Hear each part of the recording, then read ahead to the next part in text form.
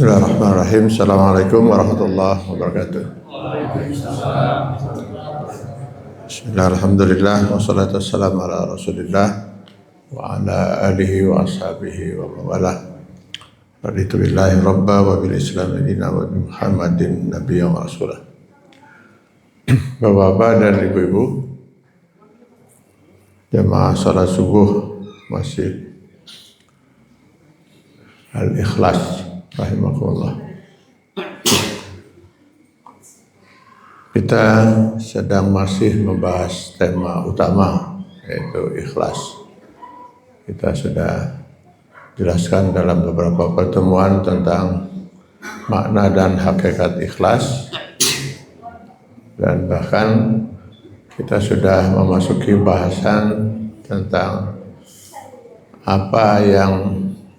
hal-hal apa saja yang bisa merusak keikhlasan seseorang dalam beribadah pada Allah Subhanahu wa taala. Yang pertama kita sudah bahas hawa nafsu, dan terakhir kita sudah bahas pula bagaimana konsep Al-Quran untuk kita bisa mengatasi hawa nafsu dan mengendalikan hawa nafsu kita. Pada pertemuan kita kali ini, insyaallah kita akan membahas tentang faktor yang kedua yang sangat merusak keikhlasan kita, yaitu riya dan saudara-saudaranya, yaitu sum'ah dan ujub.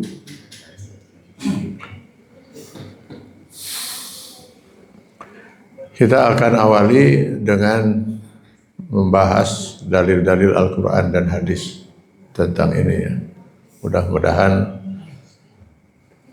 semakin yakin kita betapa riya, sum'ah dan ujub itu bisa membatalkan atau membuat amal ibadah seseorang menjadi sia-sia di mata Allah SWT. Yang pertama kita lihat di Quran surat Al-Ma'un di ayat 4 sampai dengan 7, di mana Allah menyatakan, A'udzubillahi minasyaitonir rajim, fawailul lil musallin. Celakalah orang-orang yang salat. Ternyata orang-orang yang melaksanakan sholat saja masih celaka, komodin untuk sholat, apalagi yang tidak sholat. Bahkan sebagian ulama tafsir lebih cenderung mengartikan wail yang di dalam ayat ini, fawailul lil musallin, itu menunjuk kepada salah satu tempat di neraka yang dikenal dengan neraka wail. Sehingga mereka mengartikan ayat ini dengan neraka wel lah bagi orang-orang yang sholat. Terus yang enggak sholat neraka naon? Ya, neraka apa ya? Yaitu mereka orang-orang yang allazinahum an sholatihim sahun. Mereka yang sholatnya itu tidak khusyuk, lalai ya. Bacaan ke mana, pikiran ke mana, hati di mana, itu alasan pertama. Yang kedua, allazina hum yura'un. Nah, ini yang terkait dengan bahasan kita. Mereka yang melaksanakan sholat atas dasar riya, bukan karena Allah Subhanahu wa taala, karena ingin dilihat orang lain dengan maksud mendapat pujian.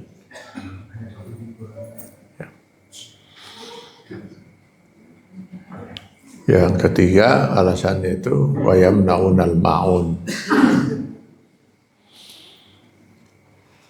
Jadi ini semuanya menyangkut aspek-aspek duniawi, Pak. Biasanya orang lalai dalam sholat itu karena lebih mengingat urusan dunia, ya.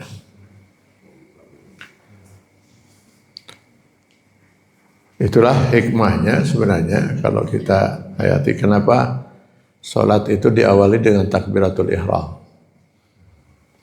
Dan kenapa itu diistilahkan dengan takbiratul ihram, sedangkan takbir-takbir yang lain tidak diistilahkan dengan itu, hanya takbir. Ihram itu ya berasal dari kata haram. Jadi takbiratul ihram itu takbir yang mengharamkan. Mengharamkan apa? Wah, banyak sekali, Pak. Sebelum kita sholat dan membaca takbiratul ihram, kita kan boleh ngobrol, Pak. Boleh makan, boleh minum, boleh malaweng gitu. Boleh mikirin apa saja. Tapi begitu kita membaca Allahu Akbar, baca takbiratul ihram, haram itu semua ada dalam pikiran kita. Nggak boleh lagi Allahu Akbar terus dahar heula gitu, ngobrol dengan sebelah. Itu pengertian kenapa takbir ini disebut takbiratul ihram. Nah, kalimatnya ya Allahu Akbar. Kita menyatakan Allahu Akbar. Allah lah yang akbar. Selain Allah, semuanya kecil. Suami kecil, walaupun badannya besar. Istri kecil, anak kecil, harta kecil, pangkat jabatan itu kecil, semua dunia ini kecil. Yang akbar itu hanya Allah. Kayak itu nggak boleh kita sebenarnya menjuluki atau menyebut makhluk akbar. Karena akbar itu hanya layak untuk mendampingi nama Allah, Allahu Akbar.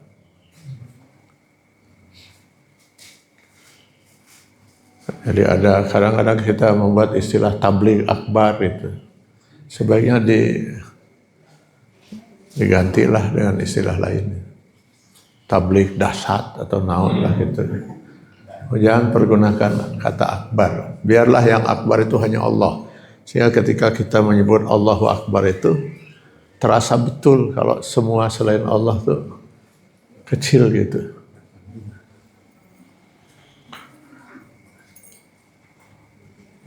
Lalu ada bahkan Akbar Tanjung. Akbar Tanjung. Allahu Akbar, Akbar Tanjung. Mungkin kurang memahami itu ya. Pemahaman itu. Jadi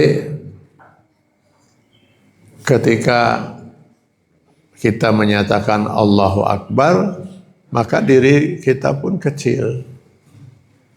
Jadi kalau kita ingin dinilai oleh orang lain, riya, maka kita tidak lagi menghayati Allahu Akbar itu.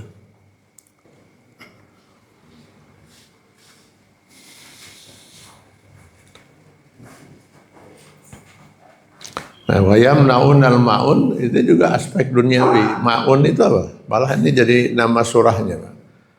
Ma'un itu sesuatu yang secara materi itu kecil nilainya, Pak. Tetapi sangat dibutuhkan. Contohnya misalnya malam-malam tetangga kita datang bel gitu kan. Lalu kita buka, lalu dia minta maaf. Mohon maaf, malam-malam saya datang. Kalau bukan terpaksa, tentu saya tidak akan berani melakukan ini. Ini saya kedatangan keluarga dari kampung, gak ada konfirmasi sebelumnya. Ketika saya tanya, ternyata mereka belum makan malam. Jadi saya mau siapkan makanan malam, saya masak. uyah, seep, nah, itu uyah itu apa? Garam itu habis di rumah. Jadi tolong garam barang sesendok lah, sesendok kecil, sendok makan. Nah, garam sesendok makan itu dari segi nilai materinya kecil, paling seberapa, 10.000, seberapa bu, 500 rupiah ya.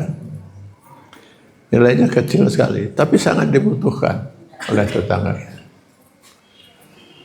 Lalu kalau sampai seseorang itu untuk hanya sekedar menolong uyah sesendok saja tidak mau, nah itu sesendok uyah itu dalam bahasa Al-Quran itu ma'un, Pak.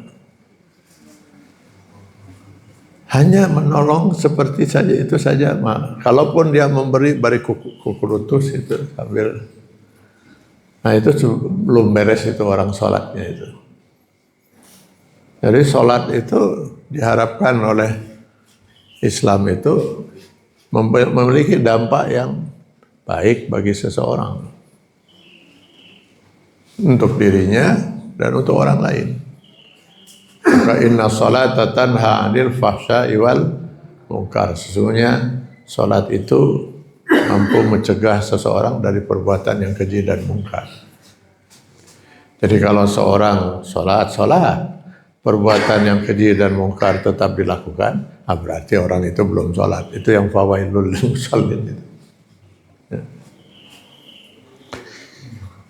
Jadi tidak layak seseorang itu riya kalau dia memang meyakini Allah itu yang akbar, gitu. Dirinya kecil, gitu. Maka semakin sering dia menyebut Allahu Akbar, semakin kecil dirinya. Dan semakin kecillah, semakin hinalah dunia di hadapannya. Itu satu ayat. Ayat yang lain, coba kita lihat di Quran surah Al-Baqarah 264.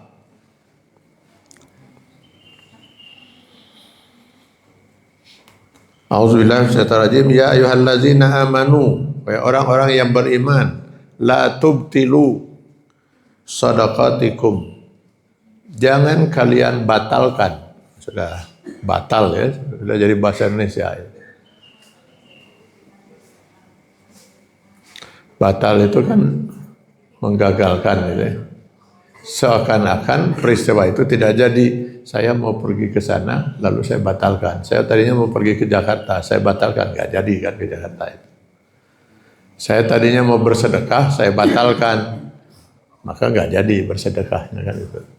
Jadi jangan sekali-kali kalian batalkan, dalam makna yang lebih ini lagi, kalian sia-siakan sedekah yang kalian berikan. Oh, berarti ini batal dalam arti sia-sia.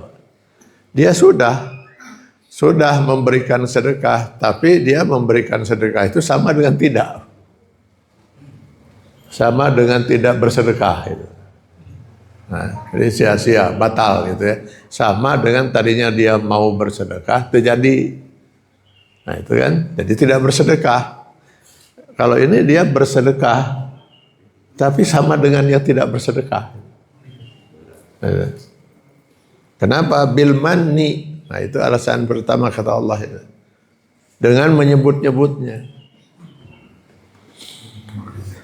Itu Masjid Al-Ikhlas, kalau enggak saya sumbang, mungkin enggak akan seperti sekarang ini. Saya teatur. Nah, itu kan kaca-kacanya hampir semua dari saya. Pantok nubelah itu, secaya itu. Nah, itu. Untung kalau hanya masjid gitu ya. Karena masjidnya nggak tersinggung. Tapi kalau kita memberi tolong seseorang, lalu kita sebut-sebutkan, saya tahu kalau kemarin nggak saya bantu, 1.000 itu. Nah, bayangkan si yang dibantu itu betapa kecewanya gitu ya. Karena tentu bagaimanapun dia tidak ingin susahnya dia itu harus diumumkan pada orang lain. Sementara yang membantu itu ingin karya dia itu diketahui oleh orang lain. Nah itu sama dengan tidak bersedekah, batal. Gitu. Yang kedua wal aza. Aza itu menyakiti, Pak. Jadi menyakiti perasaan si penerima. Bersedekah tapi sambil menyakiti perasaan si penerima. Tas ya. Dasar kedul selain fakir miskin itu dibentak-bentak, dihina-hina, tapi dibere. Itu gak ada nilainya di mata Allah SWT. Daripada memberi dengan menyakiti perasaan menerima, lebih bernilai di sisi Allah seorang yang tidak memberi tapi menyenangkan hati yang meminta gitu.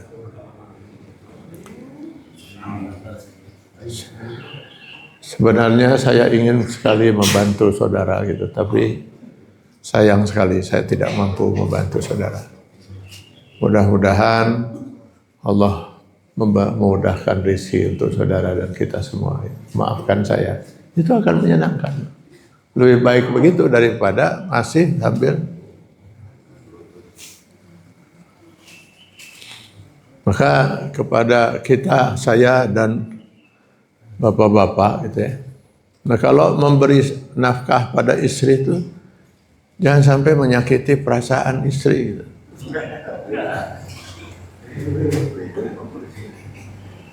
Tasya dahar kadinya simu utah naon segala macam itu bantikan itu lebok tah itu lebok itu dahar lebok itu. Dan sebenarnya si istri punya hak untuk mengingatkan dan Kang kenapa harus kasar gitu? Ini kan rizki dari Allah untuk saya lewat Akang. Akang hanya perantara dari Allah. Yang kalau saya tidak terima rizki saya dari Akang, saya akan terima dari suami yang lain, Kang. Nah, itu dah. Ya, andai kata suami saya itu misalnya saha gitu kan, saya akan tetap terima. Itu hanya sebagai perantara gitu. Jadi kita sebagai orang tua sering punya mengatakan begini kan, ya Allah ini rezeki si bungsu. Pernahkah kita mengatakan itu? Pernahkah kita merasakan itu? Ini rezeki si bungsu. Kenapa kita katakan itu? Ketika lahir si bungsu atau sedang hamil, kok tiba-tiba ada rezeki yang lain gitu, yang selama ini nggak kita dapatkan. Lalu kita katakan di sini. Jadi Allah sudah menentukan masing-masing orang itu sudah disiapkan oleh Allah rezekinya. Jangankan manusia, tidak ada satupun di dunia ini yang merayap semut atau bahkan yang lebih kecil dari semut, kecuali sudah Allah atur rezekinya. Ma min dabatin fil ardi illa 'alallahi rizquha. Tidak ada satupun yang merayap di bumi ini kecuali sudah Allah siapkan rezekinya. Ya masing-masing kita sudah diatur rezekinya. Cuma nanti rezeki itu kita akan peroleh lewat mana gitu. Kadang-kadang kita mengira lewat sana, tiba-tiba kita dapatkan lewat sini. Min haitsu la yahtasib.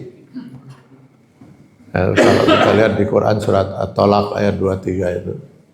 Wa may yattaqillah yaj'al lahu makhraja wa yarzuquhu min haitsu la yahtasib. Barang siapa yang bertakwa kepada Allah, niscaya Allah berikan jalan keluar padanya dan rizki padanya dari arah yang tidak pernah dia duga sebelumnya. Allah sudah atur itu semua. Jadi kalau kita memberikan sedekah pada fakir miskin, itu hak dia, rizki dia, Pak, yang Allah titipkan lewat kita. Pak. Ya. Jadi apa yang harus kita banggakan? Kita hanya perantara. Kita memberikan rizki pada anak, itu hak rizki anak yang Allah tentukan, mereka memperolehnya lewat kita.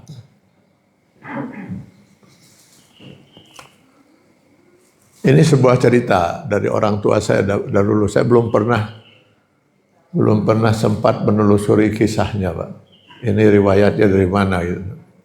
Wallahu alam, orang tua saya dulu pernah menyampaikan pada kita anak-anaknya. Jadi kisahnya begini. Ada sepasang suami istri, rizkinya tuh sakit itu kan, berusaha lebih keras lagi, sakit itu kan rizkinya. Nah, ya, miskin lah gitu ya hidup mereka. Suatu ketika mereka menemui Nabi Isa. Lalu mereka bercerita, kok kami sudah berusaha untuk seperti itu, anggar rezeki itu nambah-nambah ya sekitar segitulah gitu. Kami tetap hidup dalam kemiskinan. Lalu kata Nabi Isa alaihissalam, itu artinya Allah memang hanya menetapkan rezeki untuk kalian segitu. Teruslah berusaha. Kita nggak tahu besok apa ketetapan Allah. Nah, itu. Ya sudah, mereka pulang. Suatu ketika mereka pergi atau kemana musafir lah gitu ya. Di tengah perjalanan kemalaman mereka lihat ada orang yang sedang pesta lah gitu, tasyakuran. Lalu mereka minta siap menyiapkan diri untuk bantu-bantu gitulah. Tentu senang sekali yang punya hajat itu. Bantu-bantu. Setelah itu mereka makan, lalu dipersilahkan untuk menginap di rumah orang itu. Cuman nginapnya juga di kebun gitu ya, di dekat kandang domba gitu. Walaupun dalam kondisi seperti itu, ya mereka tetap melakukan hubungan suami istri. Hubungan suami istri itu jeung domba. Gitu.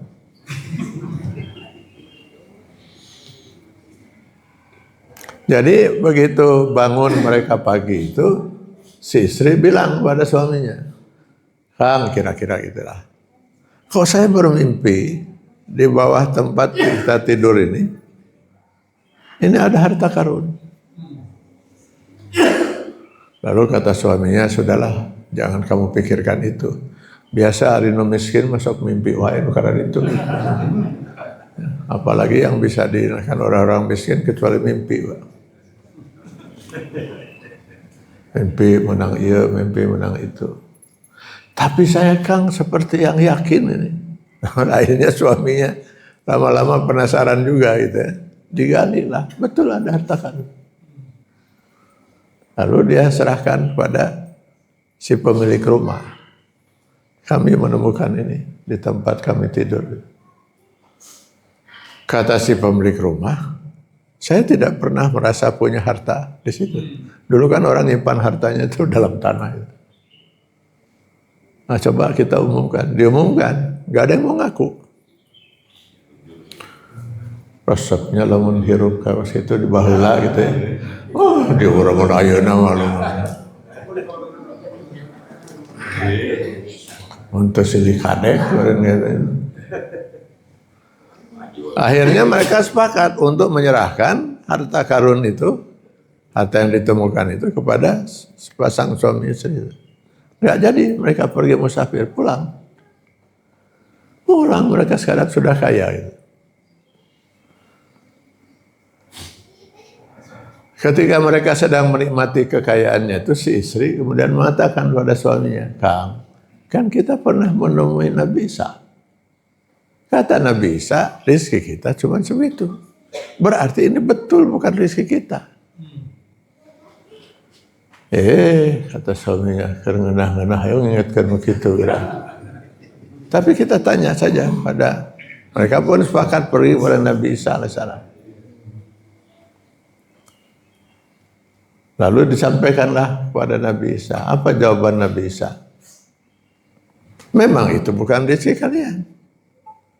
Ini rezeki yang Allah sudah siapkan untuk anak kalian. Masih ingatkah kamu malam itu melakukan hubungan suami istri? Allah sudah menakdirkan itu jadi anak. Istrimu sekarang sedang mengandung. Baru pertemuan sperma dengan zat telur dalam rahim istri, Allah sudah siapkan sih. Maka saya termasuk dulu yang menentang KB. Kalau dengan alasan takut miskin. Sebab Islam memang tidak membenarkan itu. Yang dibenarkan dan dicontohkan oleh Rasul itu dalam hadis itu, kalau kita takut anak itu tidak terurus, tidak sehat. Nah, itu ya. Sehingga dibatasilah anak itu, tidak terdidik. Nah itu boleh KB itu. Yaitu dengan azal itu, membuang sperma ketika suami sudah di puncak. Ya itu. Ada dalam hadis itu. Orang hendaknya, kata Rasulullah dalam hadis itu, seorang ibu yang sedang menyusui anaknya, jangan dulu hamil. Jadi, berarti ditahan dulu, KB kan itu. Jadi KB-nya tuh menunda kehamilan. Walaupun orang Roma dan Persia, dalam hadis itu Rasul mengatakan, melakukannya. Saya tidak ingin umatku melakukannya. Karena itu sama dengan kamu telah membunuh anakmu secara pelan-pelan. Nah, maksudnya apa nih hadis ini?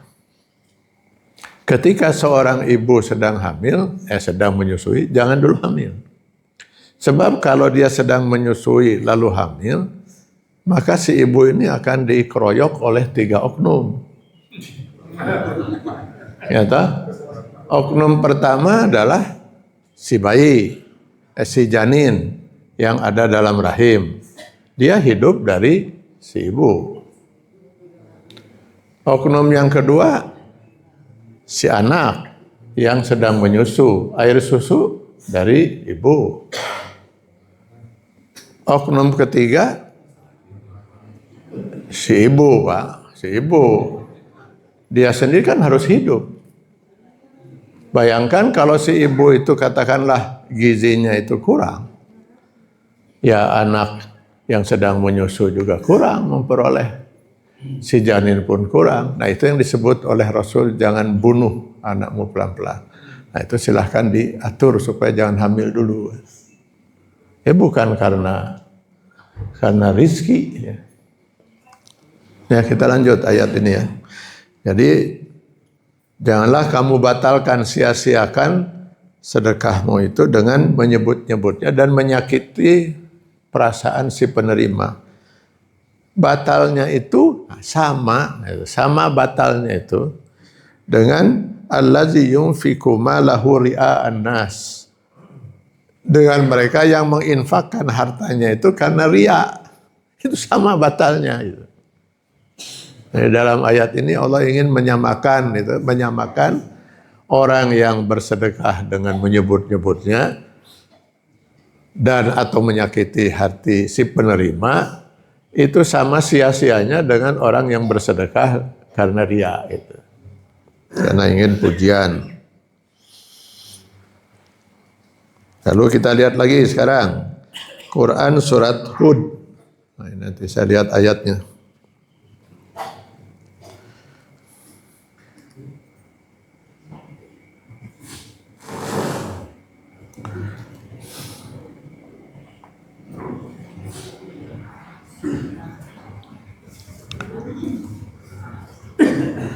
Ayat 15 dan 16.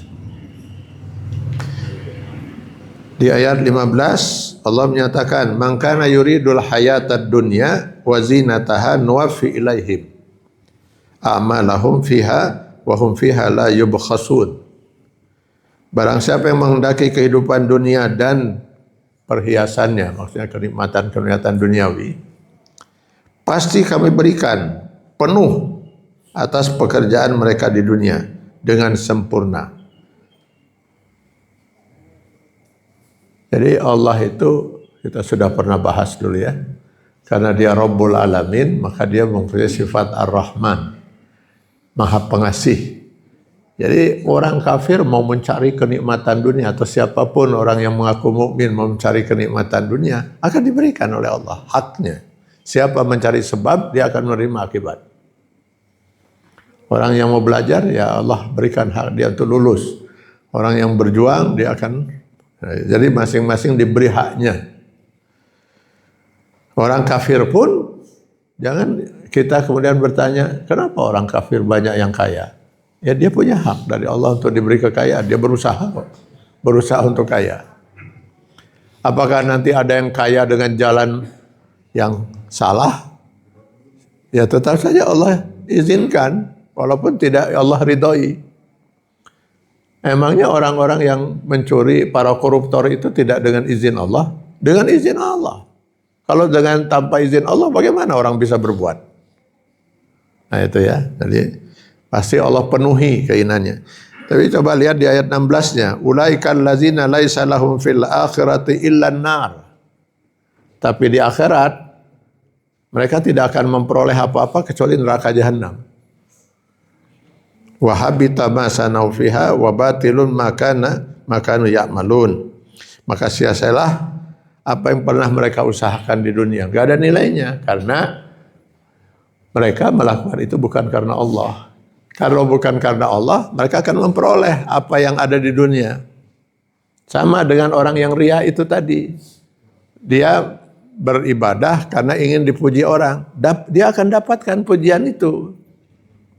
Tapi jangan harap nanti dia mendapat pahala di akhirat gitu. Ya, itu diantara beberapa ayat.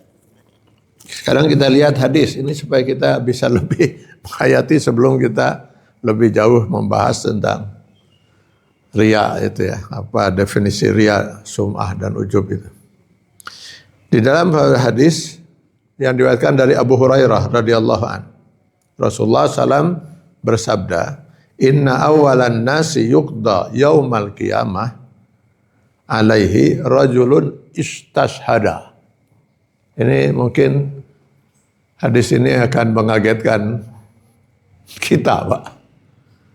Karena selama ini dalam pikiran kita selalu dikesankan kalau ada seorang muslim berperang di jalan Allah, lalu meninggal, mati syahid. Dan surga sudah menanti dia. Dan dia sebelum masuk surga bersama Allah. Mereka tidak mati, mereka hidup bersama Allah. Kan itu ayat-ayatnya. Bayangan kita kan selalu seperti itu. Di satu sisi itu benar, di lain sisi belum tentu benar. Di dalam hadis diriwayatkan dari Abu Hurairah ini, Rasulullah malah menyatakan, manusia yang paling pertama akan dihisab oleh Allah, umat Islam, yang paling pertama akan dihisab oleh Allah di akhirat, pertama kali masuk pengadilan itu, dengan hakim tunggalnya Allah Subhanahu wa taala, orang yang mati syahid itu. Lalu fa'arafahu ni'amahu fa'arafaha. Lalu dalam sidang itu oleh Allah diingatkan apa saja kenikmatan hidup yang dia pernah nikmati, rezeki yang Allah berikan itu. Sampai akhirnya pun dia mengingat lagi semua yang Allah pernah rezekikan pada dia dulu di dunia. Setelah itu kemudian Allah bertanya. Jadi di sini sidang. Jadi kalau Allah bertanya itu jangan diartikan Allah tidak tahu lalu ingin tahu. Karena tidak semua orang yang bertanya itu karena tidak tahu. Ada yang bertanya karena tidak tahu, ada yang bertanya karena ingin menguji. Jadi kalau seorang guru menanyakan pada muridnya 5 kali 5 itu berapa, bukan karena si guru tidak tahu, ingin menguji si murid. Lalu Allah bertanya kepada si orang yang mati dalam keadaan mati syahid itu. Apa yang dulu kamu lakukan di dunia? Dia menjawab, qala qataltu fik. Saya berperang demi mengagungkanmu ya Allah, mengagungkan agamamu ya Allah. Fastashhadtu, lalu saya pun mati syahid. Nah itu yang dikatakan ya. Maka kemudian Allah menyatakan kadzabta, bohong kamu. Di akhirat masih rek ngawadul nih. Ini yang dihadapi ini Allah gitu. Kalau di sidang pengadilan dunia terus terdakwa misalnya ngawadul gitu, harapannya hakimnya bisa dibohongi, ya masuk akal gitu. Lah Allah, Allah yang Maha Tahu. Maka Allah mengatakan bohong. walakinnaka qatalta li'an yuqal. Jari, kamu dulu berperang itu semata-mata dengan niat supaya orang menganggap kamu seorang pemberani. Bukan karena Allah. Faqad qila, dan kamu sudah dapatkan penghargaan itu. Kamu sebagai seorang pemberani itu. Sebelum perang orang sudah menyebut-nyebut namamu sebagai orang yang pemberani. Lalu apa hak kamu lagi dari saya, kata Allah. Maka kemudian Allah memerintahkan kepada para malaikat,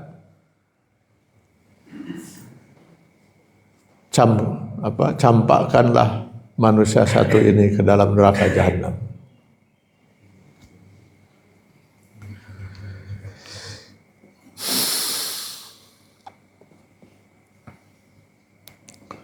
Ngeri juga ya. Bayangkan seorang mengorbankan nyawanya di medan perang. Nyawa itu sesuatu yang termahal. Kalau mengorbankan harta mungkin masih ini mengorbankan nyawa. Nyawa berarti selesailah hidup itu. Itu yang dikorbankan. Malah masuk neraka jahanam. Tidak semua orang yang berperang di medan perang membela agama Allah itu niatnya itu. Jangan-jangan mungkin juga ada orang yang tadinya sebenarnya dia tuh ingin bunuh diri, Pak. Lagi mikir-mikir dia tuh apa bunuh diri yang rada enteng atau rada gagah seetik lah. Tiba-tiba dia dengar ada perang, iyalah ngilu itu. Masa yang begini masuk surga, Pak? Jadi ternyata kata Rasulullah SAW, yang berperang juga tergantung apa niatnya. Kalau niatnya untuk Allah, niatnya membela agama Allah, jadi dia syahid. Kalau niatnya bukan karena itu, ya dia nggak akan memperoleh apa-apa.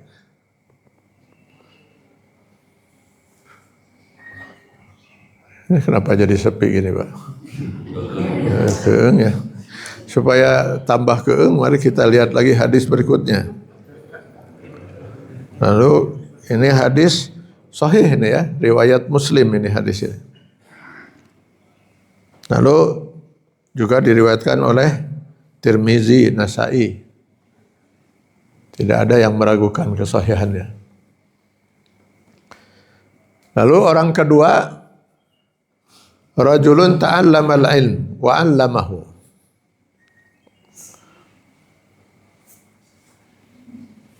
Seorang yang mempelajari ilmu, lalu dia mengajarkan ilmu itu kepada orang lain. Mempelajari Al-Quran, menghafal Quran, dan membacakannya untuk didengar oleh orang lain. Qori itu ya. Lalu didatangkan ini ke ruang sidang. Lalu dijelaskan kepada dia, apa saja kenikmatan yang pernah Allah berikan pada dia, sampai dia mengingatnya lagi. Lalu Allah bertanya, apa yang kamu lakukan dengan semua kenikmatan yang telah Allah berikan padamu? Dia menjawab, qala ta'allamtul ilma, saya mempelajari ilmu, pengetahuan, lalu saya ajarkan ilmu itu kepada orang lain, saya manfaatkan ilmu itu untuk orang lain, jadi dia berbakti dengan ilmunya, gitu. Yang dia ini terserah ilmunya apa saja, Pak. Mungkin dia seorang dokter, mungkin dia seorang insinyur, mungkin seorang apa sajalah gitu. Wa qara'tu fikal Qur'an. Lalu saya bacakan juga Al-Qur'an hanya untuk mengharapkan ridha-Mu ya Allah. Jadi dia qori membaca dengan bacaan yang indah itu.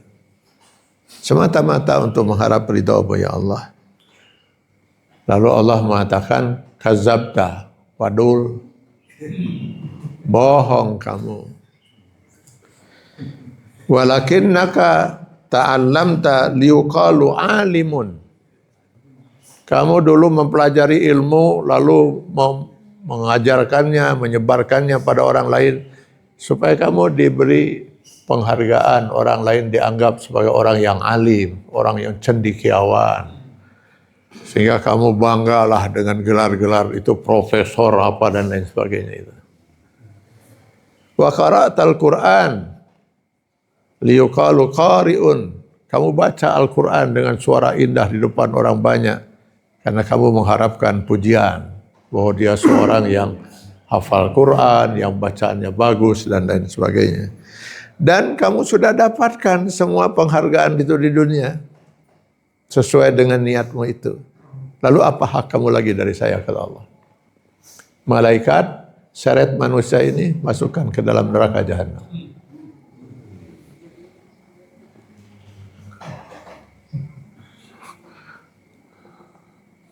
Bagi sepi enak.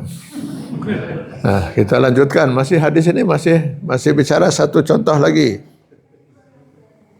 Ada lagi seorang lagi yang dimasukkan ke dalam pengadilan Allah itu, seorang yang wasa Allah alaihi, Allah luaskan, artinya luaskan di sini dimudahkan rizkinya. Wa atahu min asnafil mal, dan dia sudah diberikan segala macam bentuk kekayaan. Apa saja kekayaan di dunia ini dia sudah dapatkan semua itu. Rumah yang semewah-mewahnya, mobil yang semewah-mewahnya, dikasih berhiji, mobilnya juga. Lalu dijelaskan pada dia, ya, diingatkan pada dia kenikmatan-kenikmatan yang pernah Allah berikan kepadanya itu. Sampai dia kemudian mengingatnya. Bahwa kalau tidak diingatkan mungkin kita sudah lupa, Pak. Jangankan nanti di akhirat. Di dunia saja insya Allah kita sudah lupa kan. Berapa rizki yang pernah Allah berikan pada kita. Sejak kita lahir sampai sekarang itu. Nggak akan ingat kita. Makanya itu akan diingatkan oleh Allah. Lalu kata Allah kepada yang bersangkutan, dengan kenikmatan yang saya berikan itu, apa yang telah kamu lakukan? Maka dia mengatakan, setiap kali saya melihat sesuatu yang bisa saya lakukan di jalan yang kau ridhoi, fisabilillah, saya lakukan. Ada anak yatim, saya bantu. Ada orang miskin, saya bantu. Nah misalnya gitulah. Ada orang bangun masjid, saya bantu. Jadi dibantulah. Bukannya malah masjid itu dihentikan bantuannya. Nah itu kerjaan orang inilah, nuralir. Nah itu jadi saya lakukan semua itu semata-mata untuk mencari ridha-Mu ya Allah. Jawab Allah Subhanahu wa taala, kadzabta, bohong kamu. Dulu kamu melakukan semua itu hanya semata-mata ingin disebut kamu sebagai seorang yang dermawan. Dipuji-puji orang, makanya nama kamu ada disebut-sebut, malah ditulis di sini. Ini masjid dibangun dengan nama anu sini. Kalau perlu malah nama masjidnya itu nama dia. Saya berapa kali datang ke masjid itu dengan nama yang menurut saya rada aneh gitu. Nah, masjid nama masjidnya kok begini? Oh enggak, ini nama pendirinya Pak. Dulu yang mendirikan masjid ini namanya ini. Oh. Takut dia sampai orang tidak tahu kalau masjid ini dibangun oleh dirinya. Semata-mata saya lakukan itu semua karena Allah. Bohong kamu, kata Allah. Dulu kamu melakukan itu hanya ingin disebut dermawan. Dan kamu sudah dapatkan pujian itu. Nama kamu terukir, disebut-sebut orang. Apa hak kamu lagi dari saya, kata Allah. Malaikat seret manusia ini masukkan ke dalam neraka jahanam.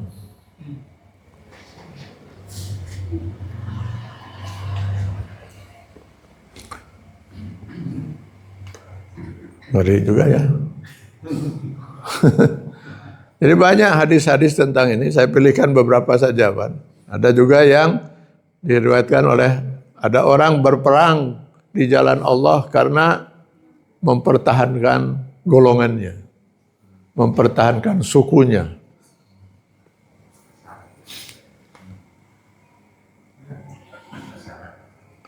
Ada juga yang berperang ya karena dia ingin disebut pemberani. Mana yang di jalan Allah? Lalu Rasul menjawab, barang siapa yang berjuang di jalan Allah, nah itulah yang syahid. Jadi kalau ada niat-niat yang lain, ya sia-sialah semua itu. Coba kita lihat lagi satu hadis lagi. Dari Usamah bin Zaid. Usamah bin Zaid ini putra angkat Rasulullah, Zaid bin Haris. Nah ini putranya Usamah yang meriwayatkan hadis ini. Saya pernah mendengar, kata Usamah bin Zaid ini, Rasulullah pernah bercerita, pernah bersabda, suatu ketika nanti di akhirat ada orang yang dicampakkan ke dalam neraka jahanam. Lalu menjadi perhatian para penghuni neraka. Jadi para penghuni neraka itu sangat memperhatikan yang bersangkutan ini. Kenapa? Karena di neraka itu dia hanya berguling-guling saja gitu. Berguling-guling di neraka itu. Kenapa dia berguling-guling seperti himar? Seperti himar yang sedang berguling-guling di padang pasir, kata hadis itu. Biasanya keledai itu kan mandinya itu lewat debu, Pak, tanah itu. Sama banyak binatang itu seperti itu. Kucing juga kan itu, ayam.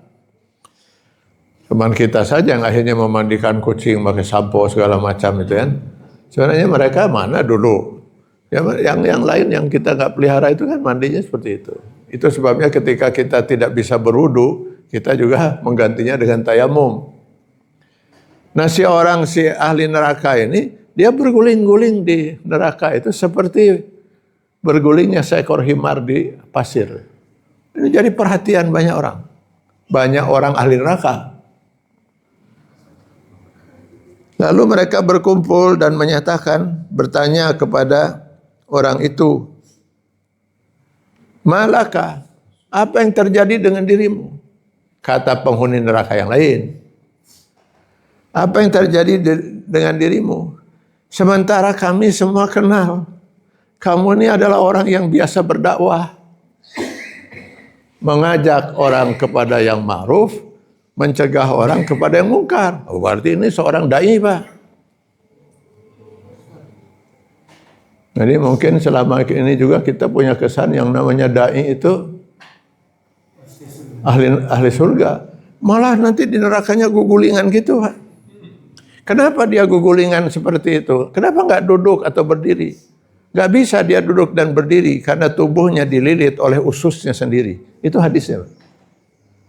Jadi usus itu melilit seluruh tubuhnya sehingga dia hanya bisa bergulang-guling di neraka itu.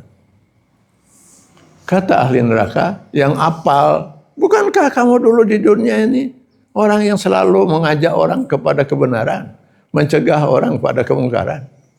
Kenapa kamu nasibmu seperti ini?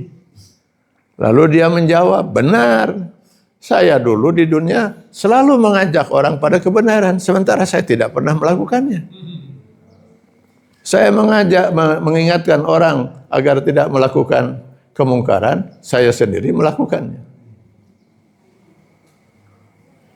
Nasibnya di akhirat seperti itu, Pak, di neraka jahanam. Jadi mungkin kita kalau lihat ayat-ayat hadis ini, kesan kita selama ini bisa salah semua, Pak. Ya tak? Karena ukuran kita itu melihat zahir. Sedangkan maka kita nilai orang itu soleh karena zahirnya kan. Orang itu soleh luar biasa. Orang itu luar biasa solehnya. Orang itu. Nah kita karena lihat lahiriahnya seperti itu.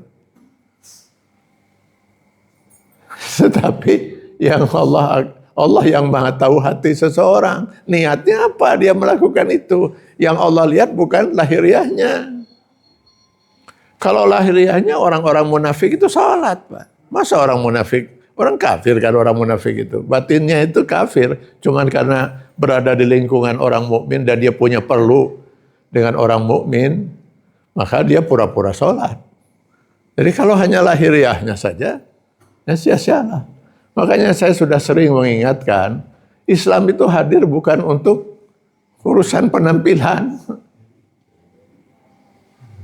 Yang sekarang ini kok malah dibesar-besarkan urusan penampilan itu. Gimana ciri seorang muslim itu begini, fisiknya begini, pakaiannya begitu gitu. Nah itulah muslim yang nyunah gitu. Ini sudah keliru betul, Pak. Sementara kepribadiannya sudah nggak ada lagi dari kepribadian seorang muslim itu. Islam itu hadir untuk membentuk kepribadian, bukan penampilan. Memang sebelum kepribadian itu terbentuk di awal-awal, maka untuk membedakan mukmin dan kafir itu lewat penampilan dulu. Kalau soal penampilan, mudah sekali orang-orang munafik menipu kita, Pak. Tinggal berpakaian seperti itu, tinggal berfisik seperti itu, jenggot panjangkeun, tarang hidungkeun itu, maka dia sudah orang-orang yang paling soleh lah mungkin di mata orang itu. Ya itu padahal dengan mudah orang akan menipu dan memperdaya kita, Pak. Ini hadis-hadisnya, Pak, ya yang bisa saya pilihkan itu ya, dan ayat-ayat Al-Quran. Mudah-mudahan ini bisa kita resapi sebelum kita membahas apa itu riya, apa itu sum'ah, apa itu ujub. Ya, mudah-mudahan di kesempatan yang lain kita bisa bahas itu. Saya sendiri tidak bisa lebih lama dari ini karena insya Allah pagi ini saya mau menikahkan.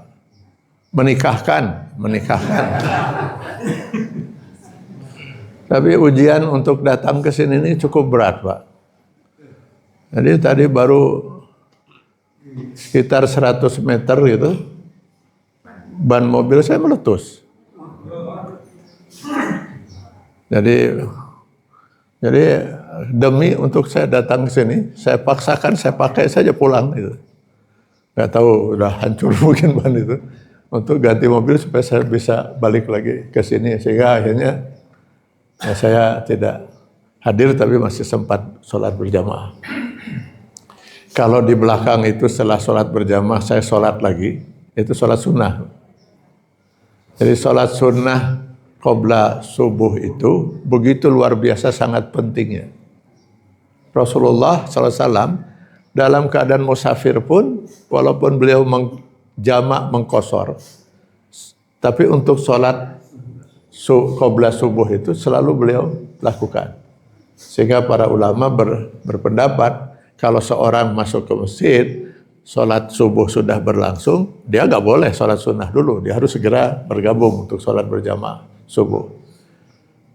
Dan boleh melakukan sholat qobla subuh itu ba'da subuh. Saking pentingnya si qobliyah itu, subuh yang 2 rakaat itu. Sampai di sini saya kira yang bisa saya sampaikan. Kita akan lanjutkan nanti bahasan kita pada pertemuan yang lalu. Allah semoga senantiasa meridhoi kita sekalian. Amin ya Allah ya Rabbal alamin. Billahi taufiq wal hidayah. Assalamualaikum warahmatullahi wabarakatuh.